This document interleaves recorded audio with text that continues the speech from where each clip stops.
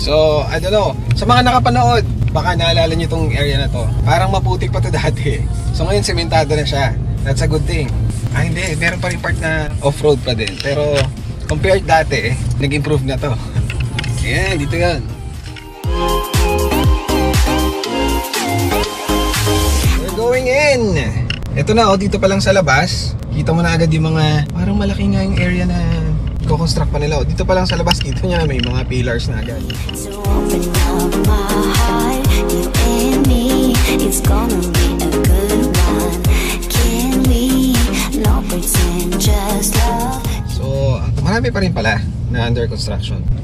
Dami pang under repair, dami pang, yeah! Ito dyan, look, here.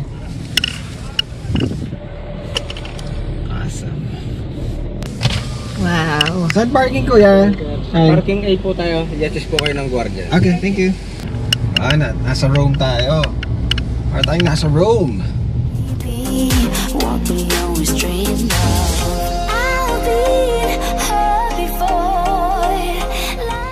Nice! Parking A. So, dito na naman tayo. First time kasi ni CIC dito.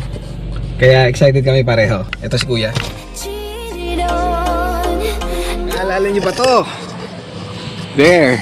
Diyan tayo nag-drone. Tara. Game of Thrones. Dito na naman tayo sa arena. Dito tayo sa gitna. We're in Rome. So from there, kita nyo nandito yung throne. Dito tayo ngayon sa second floor. Dito yung reception area nila. There. Tara. So from there, dito tayo. Information area. So pasok lang kayo. There you go. And ito na sila. Hello, Madam CIC. Nice, diba? So ito, mas kita mo yung view dito. So far, Madam CIC, what can you say? So much to explore pa. Yeah, kasi we went straight here para ma-settle na lahat ng mga things, mga stuff. Tapos saka kami mga pasyal. Kaya hindi mo mo niya naman sabi. Pero initial impression pagdating mo kasi nadaanan mo naman yung mga structures. Diba? Sobrang Instagrammable yung Instagram board. Daming places na maganda issue. Yeah. Okay, so yeah, ikot-ikot tayo namin. Pero check-in muna tayo. Alright, so we switched to the G7X, sa Canon G7X, kasi we'll know more about this place. Kausapin natin yung one of the owners. Tara! Okay, so again, we're now here sa reception area nila. And kakausapin natin yan ng one of the owners and the hotel manager, Sir Kurt Paras. Sir Kurt! Again, thank you. Nice meeting you and thank you for inviting us here. We want to know more about this place na lang, sir. Galing na kami dito before and we were mesmerized nga sa beauty ng place. Pero hindi natin alam how it really started. Can you, sir, enlighten us kung paano ba nag-start itong Goshen? Yeah. We actually bought the land po dito sa may Bangban since 2005. Okay. So from 2005, we started building this. Actually, nag-umpisa kami as parang rest house lang ng family and sa church group. And then, way back 2017, may kakilala or kamag-anak yung isa naming family member or church group na nag-invite ng isa pang vlogger na CB Wonder PH. Okay. And then, after that, the rest is history na po. So, so that's the start of this being viral. Anong year ito, sir? 2017. Yung nag-viral. Okay. Nag-viral. And then, yun nga, dahil parang family place lang namin ito, we converted all of our homes to hotels. So, we had to meet the demands of the people kasi may mga gusto magstay na dito, gusto na mag-swimming. So, kung napansin nga rin ni Sir na marami pang constructions. So, we're actually parang nagko-compensate kami dun sa need or want ng tao na pumunta dito. Yung demand, no? Sa construction. It's actually a good problem for us. Exactly. Siyempre, hindi natin maiwasan yung mga nagre-reklamo. Ganyan talaga. If you want to grow in business, you have to really compensate yung kung ano yung kulang mo. So sabi niyo, sir, kanina, you have to choose between closing entirely the whole resort or yun nga, keeping it operational pero may konting constructions. Inconvenience lang pero in the long run naman. So, kaysa sa isasara namin, actually we tried to close it for a week before. And then, ang dami nagreklamo Dami. sa amin sa social media na bakit nyo pinopost? Okay. Bakit daw pina-viral pa natin? Yes, kung hindi naman pala, kung hindi naman pa maging available. So, we had to reopen it again. So before, sir, no, going back ulit sa sinabi mo, so 2005 yung na-acquire, tama ba, sir, yung property? And then, yung nga, naging parang rest house nyo and all. So nung time yun, syempre, it's a private property. And then, naging private na lang siya, sir, nung nag-invite kayo ng vlogger, tama ba? So, doon kayo nag-decide na, sige, let's make it public. Actually, nung po nag-viral. Okay. Nung nag-viral. Actually, kahit na privately owned, meron kaming page. Okay. To keep up with some of the family members. Kaya sa pala. Church din, gusto pumunta dito. So, yun, nag-blow up yung page namin. Yeah. Marami nang, as in, hindi na natulog yung aming mga phone numbers. And yun, the rest is history. Yes. And we could understand why. Kasi sobrang ganda naman talaga ng place. Ang ganda nung nung concept. So, the concept behind it, sir, kasi nakikita. Well, actually, the concept and design, lahat po ito brainchild ng father ko. We were thinking of, kumbaga parang, bakit mo papabilihin ng mahal na plane ticket ang Filipino kung dito lang sa Pilipinas? Mapupuntahan na niya yung mga sikat na tanawin sa Europe. So, yung ganun. Rome, di ba? So, sa Rome. Yeah. So, instead of them having to buy an expensive plane ticket. Tama. Dito na lang. Yes. Diba? Para ka namasyal na saan? Sakay na aeroplano, wala pang jet lag. Makikita mo na ang Europe. Nandito na. Dito lang sa Goshen. Every corner, parang no? Instagrammable, Instagram worthy. Opo. That's what we try to keep dito sa Goshen. That's nice. Aming signature dito sa Goshen. Yeah, that was actually yung tatanong ko sana kung what makes it unique. Kaya lang, it's very obvious na eh. Ito na yung unique trait niya. Talagang ang ganda ng lugar. Maraming salamat. Yes, sir. And then itong cafe natin, di ba? So, is this family owned? Opo. Family owned. Even your cafe, sir, ang ganda pagpasok mo. It fits the aura or the vibe na nasa Europe, di ba? Tapos nasa labas mo, kita mo yung Coliseum. So, yun talaga, we intentionally did ang Cafe Roma. Kasi maraming nagtatanong anong pwedeng makain dyan, yung restaurant. So, my father also decided to build itong cafe. And yun na nga po, naging Cafe Roma na. Yes, sir. So, sir, yung kasama natin dito sa resort and hotel, we have of course, the resort area, the pool area, tama ba, sir? Yes po, yes po. And it has separate accommodation din. Or kasama na po kapag kasama siya. check-in kayo, kasama na po yung okay. full access. And also yung sightseeing sa buong Goshen. I see. And then you have the, syempre, hotel itself, and then the Cafe Roma. We also have ATV rides. So, parang nabasa ko nga last time eh. So, saan ang destination ng ATV rides natin? Dati, sir, lumalabas kami outside ng Goshen. Meron kaming mga trails na mahaba. Kaso, sir, dahil sa tuloy-tuloy na pag-ulan, nasira yung mga trail. So, ang ginawa namin, gumawa na lang kami ng ATV course. Merong sariling course. Meron pa sariling. Nice. Alright. So, if you guys wanna try it out, pwede, no? Ako, personally, parang gusto ko rin eh. Sir, pero, sige, pwede natin makatry yan. Alright, sir, another question. So, nakita nga natin daming construction. Can you give us a timeline or any plans sa future? Paano bang nakikita mo to? How do you envision this resort 5-10 years from now? So, siguro mga in 5 years, definitely tapos na yung mga structures natin. There. So, yun nga, nagko-compensate tayo sa kagustuhan ng taong pumunta. So, kailangan namin habulin yung construction. So, in 5 years, God willing, or 3 to 5 years, God willing, matatapos ang lahat ng construction sa Goshen. And then, in 10 years, we'll be fully operational. Meron pa kaming itatayong mga additional hotels din doon sa side na yun. So, kung gusto mag-tour ni Sir, so, yun. Why not? Diba? Yeah. Eventually. In 10 years, probably, na kami, nasa level na kami na gusto ng management. Yun. Can you please invite the motoristas, which I call them, dito sa resort? Hello mga motoristas, ini-invite po namin kayo na pumunta dito sa Goshen Resort and Hotel. Again, as I've said, hindi mo na kailangan bumili ng expensive na plane ticket para pumunta pa sa magagandang tanawin sa ibang bansa. Yes. Dito lang sa Pilipinas, dito sa Bamban Tarlac. Dito sa Goshen Resort and Hotel, makikita mo na. So yun, maraming salamat. Alright. Thank you so much, Sir Kurt Baras. Thank you. Thank you. Thank you, sir. Alright. Alright, so this is Ma'am Rachel. Siya yung, ano ba kayo ma'am? Supervisor? Front desk officer. Front desk officer. So, siya ang magbibigay sa atin ng information about the rooms and the rates. Sige ma'am, ito na ba? Binigyan niya ako eh.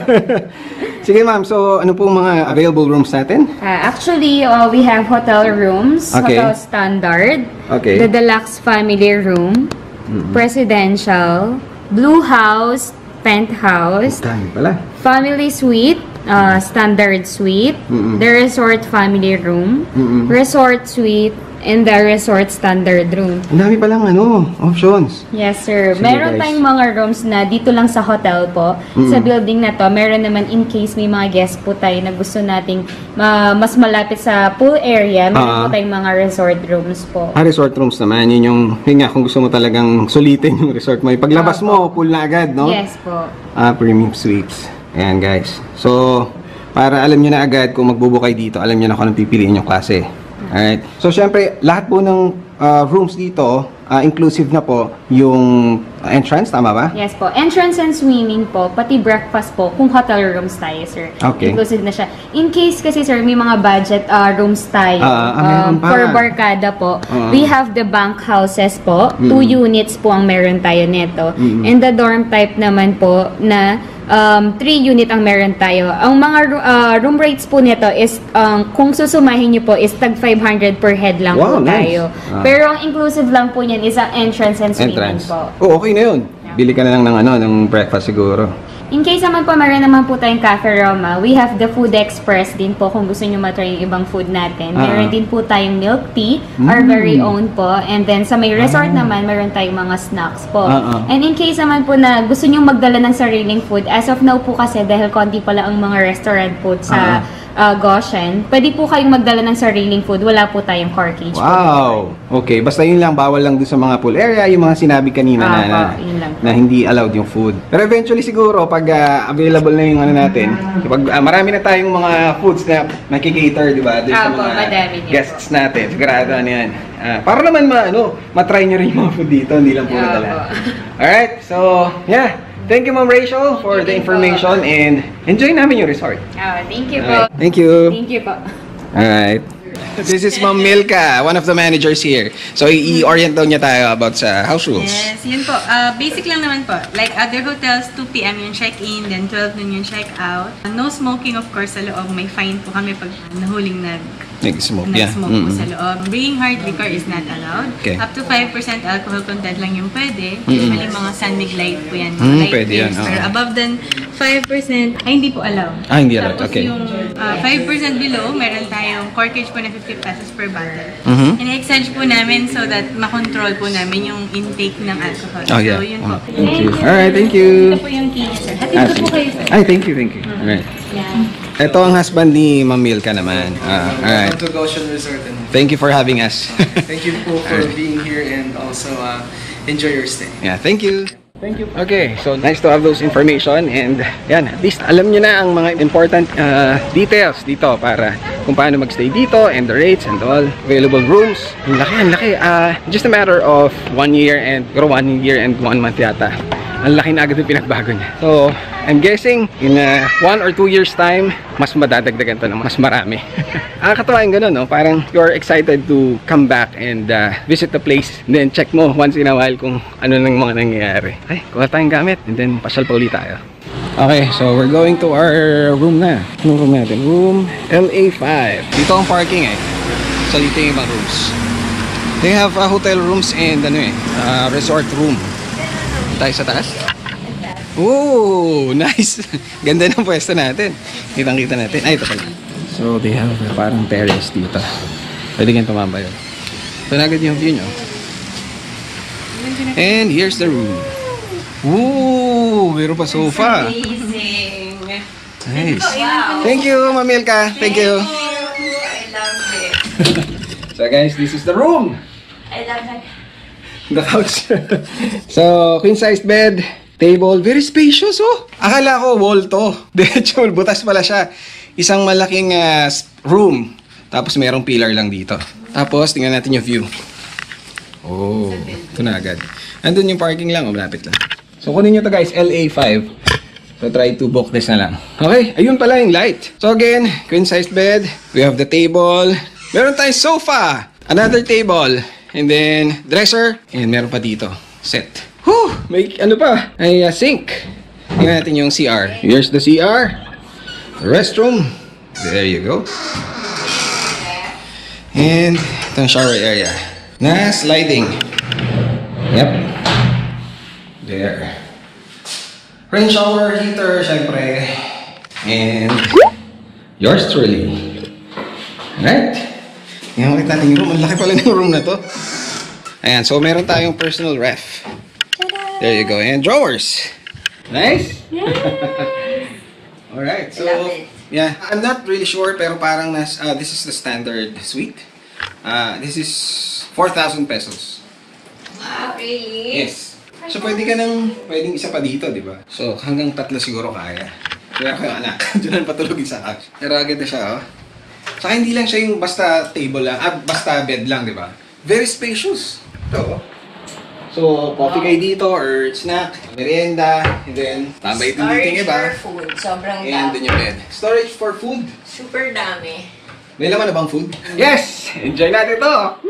Very Buti na lang. Buti na lang yung couch ay kakulay ko. Ayan o, di ba? Nagbe-blend ng todo, di ba? Saktong-sakto. Sana pala ganyan na rin yung shorts ko, no? Sobrang relaxing dito.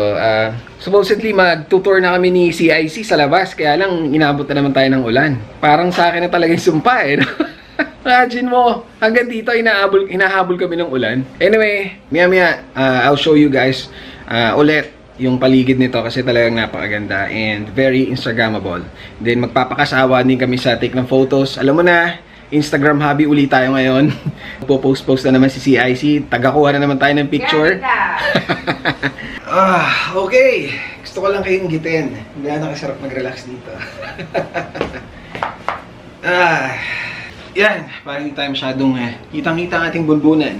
Anyway, meron ding available na plates and utensils. Homing dito. 4,000 pesos. Kasama na doon ang complimentary breakfast for 2. And yung entrances mo sa resort area, sa pool. Okay? Okay, dinner time. Baba na tayo. Tingnan nyo yung lights, oh. Ang ganda rin to pag gabi, oh. So, baba na tayo. Doon tayo sa kabila, sa Cafe Roma. Sige. Buti may mga stores na rin na ganito dito. Anyway, ito na. milk tea. May milk tea? May milk Where? tea. Dito. Ayun, may milk tea pala dito. Ano kung anong oras, hanggang anong oras na sila. Dito na tayo. Sabi ko na maganda rin to. May nagbi-blink lang. Pero ang ganda, no? Guys, oh. Ang lupit. Pahawak sandali. Light. Yeah. Ano, aeroplano? Ang ganda nito. Parang actual na candle, ganyan. Okay. Kandila, okay. Okay guys, mag-ano muna tayo? Photo ops muna tayo. Ito yung mga pictures namin, oh.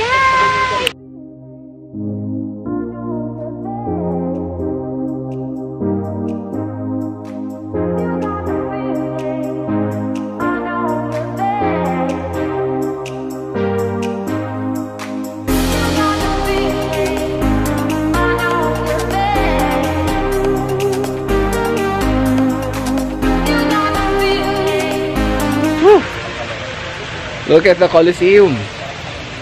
Ito yung bago nila. Wala ito nung last time na pumunta kami. Ito daw yung parang meeting place. Ito pala yung milk tea nila. Empress milk tea. Milk tea tayo later. Sure. Okay. Kung di pa tayo busog. Ito na. Ganda nung Coliseum, oh. Look at those lights. Sigurado hindi makukuhanan to ng video. Pero in person, ang ganda. Tindi pala ang lights nito, ah. Wait lang. Pati yung Cafe Roma, ang ganda. Wow. Mas maganda in person, guys. Grabe. Galing. Iba. Ibang level ang lights ito. Lang, baka i-bilbil ko isa pa. Sabi nila sa Christmas, lalo na mas maganda yung mga lights dito. Alright. So, ito na ang Cafe Roma. Merong music na parang nakakadagdag siya. Parang wala ka sa Pinas. Parang namamasyal sa Europa. Dito sa Rome.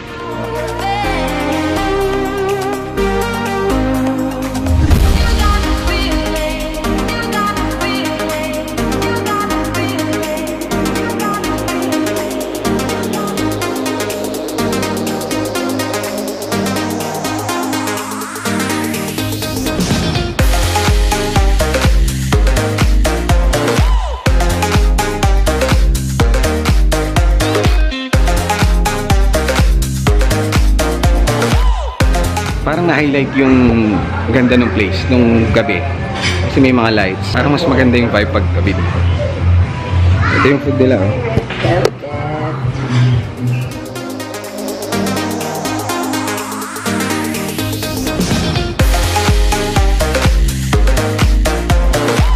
So, para magka-idea kayo ng menu nila, ito.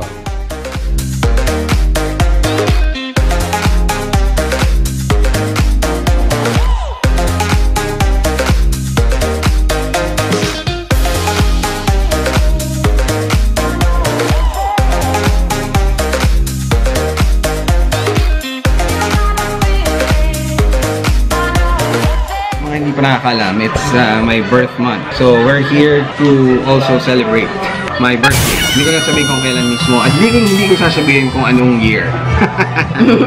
Secret lang yun. Anyway, kumusta so far si IC? Parang kinis mo sa vlog ah. Vlog lang. Nakakayang tumabi sa'yo ah. Sobrang treat talaga to sa amin kasi parang I've been, siguro since nung nag-iintay mga anak, sobrang parang naka-trap ka na lang sa house, gano'n. Tapos nung dumating yung baby, of course, the whole time, you're taking care of the baby. So this is really sweet treat. Thank you. Yes. Na nakalabas kami ng lungga. Tapos, in a romantic setting pa. So, thank you. And happy birthday. So, kita nyo naman, as I always say, dapat inaalagaan nyo lagi ang commander-in-chief nyo. Kasi sila yung nag-approve sila yung nagsastamp ng approval sa motor visa, di ba? And syempre, hindi totoo naman yun. Sabi nga, happy wife, happy life. Or happy wife, big bike. Hindi naman. Di ba? Kasi dapat happy wife, big bike, happy di ba? wife, happy husband. Happy wife, happy husband. Okay. Alright, so this is the time na rin to mention kung bakit medyo mabagal yung uploads natin and wala masyadong biyahe. I prioritize family, or we prioritize family. And whether you nandun ka rin, you have the same season or you have the same You value the same things. siguro if you value the same thing, maintindihan mo. Kung hindi man, Maybe you can reconsider. people with the same priorities, maintindihan tayo. Kaya, yun. That's what we're doing. But don't worry kasi after this, may approval na ni CIC. Nandiyan na yung mga sunod-sunod nating rides. Lalo na yung sa Mindanao. So, sulit yung paghihintay niyo. Alright? So, abangan nyo lang yun. In the meantime, dinner muna tayo. Oh, nice. What is this? Pork steak. Pork steak. Thank you. Pork steak smells good. Oh, sarap pa na. Pinignan ko pa yun sa iyo, no? Meron din pala ako. So guys, this is the pork steak. Let's feast in. Bango. Ang bango, grabe oh. Mantik-mantika na yan. It's nice to have this camera back. Magugutom na naman kayo.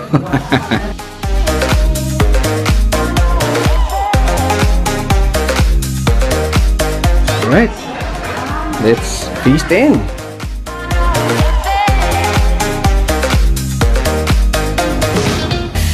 Ordered a salad. There you go. Thank you. Cafe Roma salad.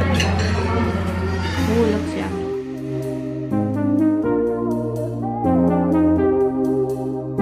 For sharing. Alright, eat up. Alright, food feedback. Food feedback.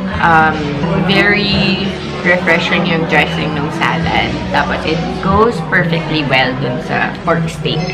So, if you're gonna order, yung serving, it's good enough for two. So, okay na siya for the price. Okay siya. And masarap yung dressing. Fresh yung vegetables. Crunchy. Okay. So, na-enjoy ko siya. Yes, Alright. I love it. So, thumbs up. After the meal, syempre dessert kami. Dito kami sa milk tea. Ito ang milk tea nila. So, best seller daw nila is yung cream cheese. Okay, habang ginagawa yung milk tea natin, dito muna tayo. Photo ops ulit, as usual. Walang kaba tayong photo ops. Alright, here we go. Delivery ko na lang po kayo ng first size sa map. Thank you. Alin yung brown sugar to? Thank you, ha. This is the cream cheese. Reminds me of something parang may kamukha siya. No? Yung case niya. Okay. I got a free booba. Let's go. Booba? Mali.